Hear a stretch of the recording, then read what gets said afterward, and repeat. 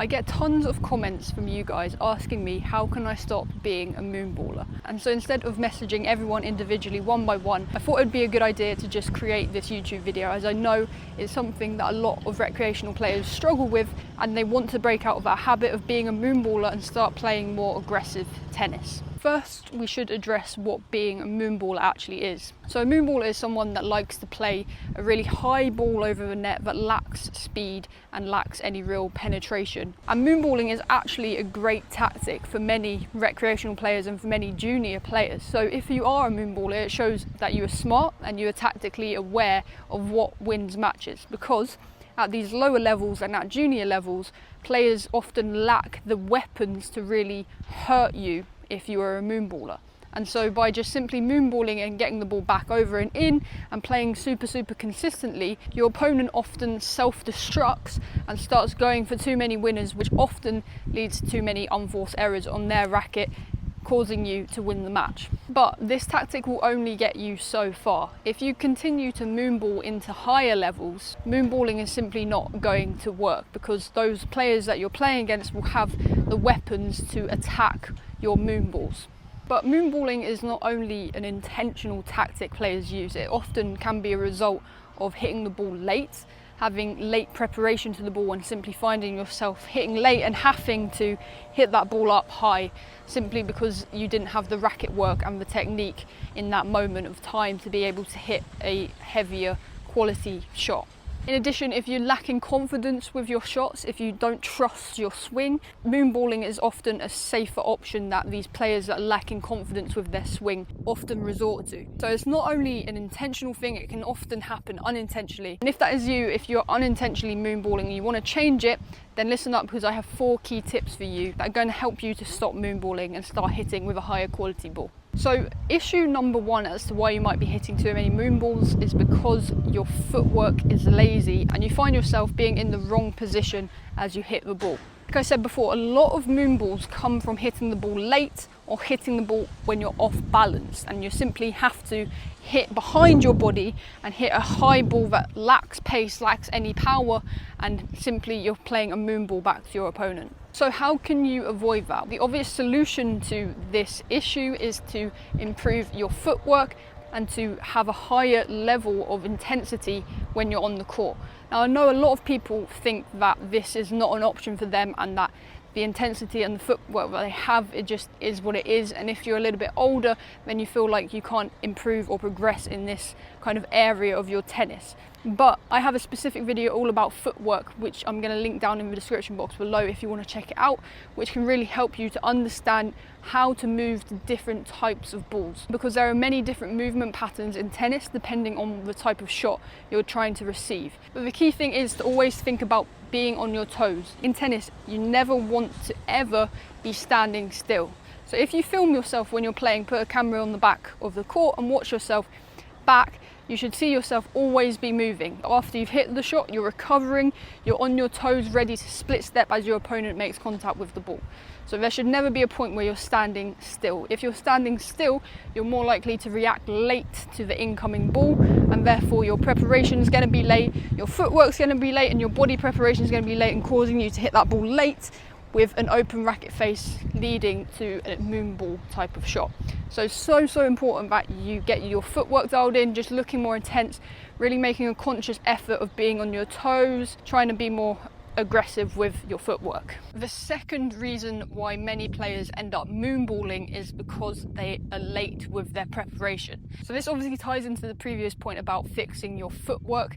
If you fix your preparation and have earlier preparation, you're less likely to hit a moonball. And why is this? Well, we know that one of the key reasons why players moonball is because they hit the ball late and behind their body and simply have to hit the ball up to get out of trouble.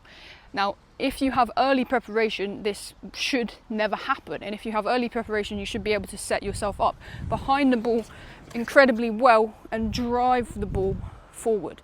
So my key tip for improving ball recognition is to watch the ball like a hawk, and specifically watch the ball characteristics of the shot your opponent's just hit. So what do I mean by ball characteristics? So I mean the ball's height, the speed of the ball, the depth that it's going to end up landing, the type of spin that the ball has on it, whether it's top spin or flat, or has it got sliced on the ball. And the most important one is the direction of the shot, so whether it's going to your forehand side or your backhand side, because we need to know the direction as soon as we can to start our preparation, either forehand or backhand.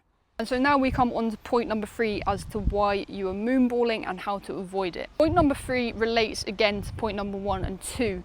Point number 3 is to stop allowing the type of ball that you're receiving to dictate your intensity of your footwork. Now, I was doing a match review yesterday for a recreational player, and he was the perfect example of someone that was extremely quick with their feet, had great footwork, was very, very speedy, but he only utilised that speed and that footwork when he was pushed out wide and when he was on a defensive situation.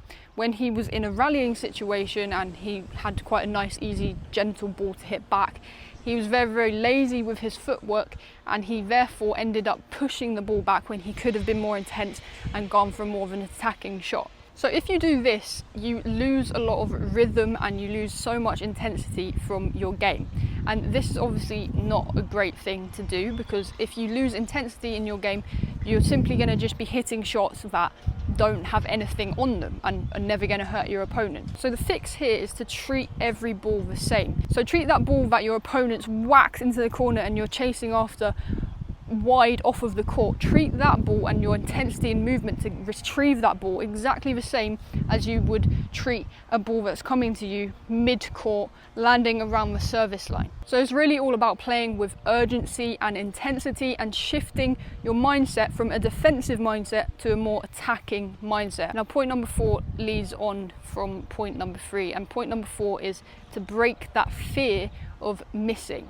And I know how easy it is to want to play safe, have all of the pressure on your opponent's racket, whether they win or they lose, it's on them. Well, this mindset is obviously only going to get you so far, as I said in the beginning. If you're playing against higher level players, they're going to crush every moonball that you give to them. But instead of having a complete drastic approach to your tennis and going from moonball to the most aggressive hit and miss player on the planet, try and think about playing with consistency, but also with more of an effective shot instead of a moonball. So you can play with more consistency by hitting with more margin for error. So think about hitting the ball with a trajectory that's going a few feet over the net on every shot you hit. You never want to be hitting balls that are low over the net.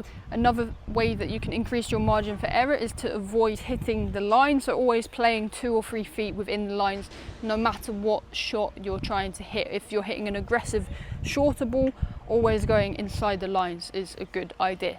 And obviously going cross court more than you go down the line is also a great way to increase your margin for error and increase your consistency. The thing is that you want to focus on consistency whilst swinging freely. If you're a moonballer, you're focusing on consistency and you're having a tight swing.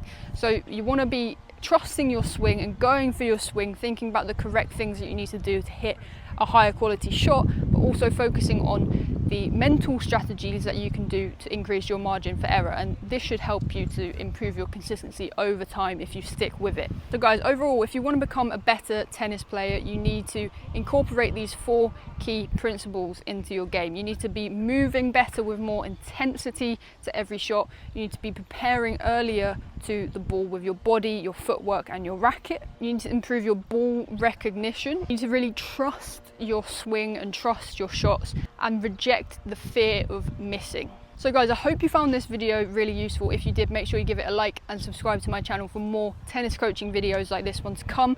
If you need any help with your technique, then down in my description box below, I have some free technical guides for you on the forehand, backhand and serve. And guys, I'll see you guys in my next video.